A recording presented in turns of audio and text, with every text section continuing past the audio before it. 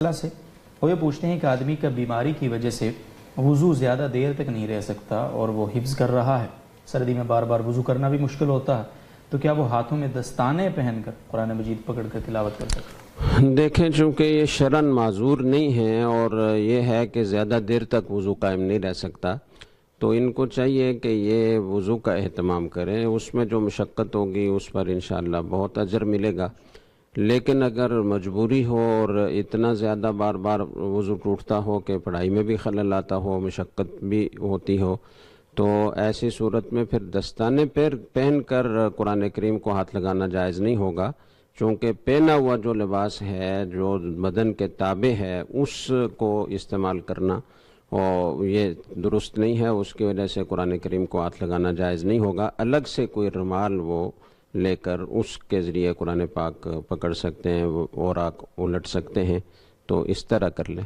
جی بہت بہت شکریہ۔ جمع سے کسی آدمی پر یا کپڑے پر اگر تھوک لگ جائے تو وہ پاک رہے گا یا ناپاک ہو جائے؟ بسم اللہ الرحمن الرحیم۔ انسان کا تھوک تو پاک ہے، اور اگر کسی جانور کا تھوک لگا ہے تو اگر حلال جانور ہے تو حلال جانور کا تھوک بھی پاک ہے، اور حرام جانور ہے تو حرام جانور کا عام طور پر حکم یہ ہے کہ جو اس کے گوشت کا حکم ہے وہی اس کے تھوک کا حکم ہے، تو وہ ناپاک ہے۔ لیکن جو گھر میں پھرنے والی بلیاں وغیرہ اس طرح کے جانور ہیں جن سے کوئی مفر نہیں ہوتا، اگر اس کا تھوک لگ جائے تو اس صورت میں وہ معاف ہے۔ تو یعنی انسان کا اور حلال جانوروں کا اور بلی وغیرہ کا معاف ہے، اور باقیوں کا ناپاک ہے۔ جی بہت شکریہ جی۔ اور جنہوں نے پوچھا ہے، چہرے کی جلد پر یا جسم پر باریک پیپ والے دانے اکثر ہوتے ہیں اور معمولی خارش سے وہ پھٹ جاتے ہیں، پتہ نہیں چلتا کہ کب پھٹے ہیں، کیا ان سے جسم ناپاک ہوگا؟ جی، اس میں دونوں مسئلے سمجھنے چاہیے، ایک تو وضو کا مسئلہ بھی اور ناپاکی کا مسئلہ بھی۔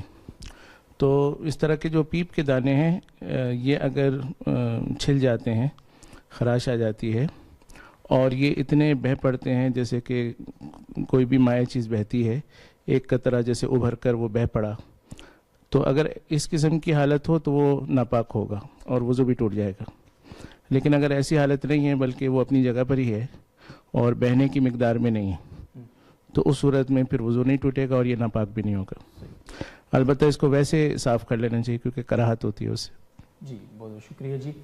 پوچھا ہے، یہ بتایا گیا تھا کہ جو پرندے حلال ہیں ان کا پاخانہ نجاست خفیفہ ہے، جبکہ ایک فقہ کی کتاب میں پڑھا ہے کہ جن پرندوں کا گوشت حلال ہے ان کا پاخانہ پاک ہے سوائے مرغی اور بطخ کے۔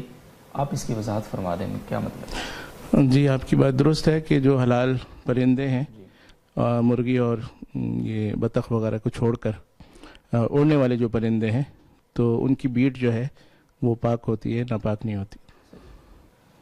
بہت شکریہ جی۔ اور اگر بدن پر کوئی ناپاکی لگی ہو تو اسے پانی بہا کر پاک کرنا ضروری ہے، یا گیلے کپڑے یا گیلے ہاتھ سے پونچھ کر بھی پاک کر سکتے ہیں؟ قضاء حاجت سے فارغ ہونے کے بعد کبھی بتا دیں۔ جی، انہوں نے دو آپشن لکھے ہیں خالی، کہ دھویا جائے یا گیلے کپڑے کو مارا جائے، تو ظاہر ہے کہ اس میں گیلے کپڑے سے تو نجاست اور پھیل جائے گی، تو اس صورت میں تو دھونا ہی ضروری ہے۔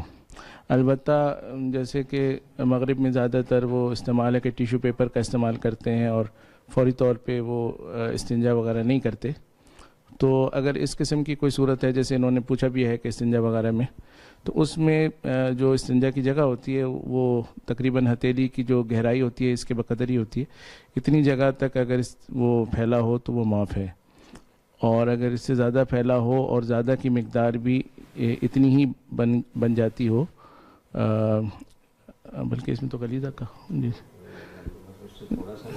جی تجاوز اگر ہو جاتا ہے تھوڑا سا بھی، اور اس کی مقدار عام طور پہ 3 گرام سے بڑھی جاتی ہے، تو اس وجہ سے اس صورت میں اس کو دھونا ضروری ہوگا۔ بہت شکریہ۔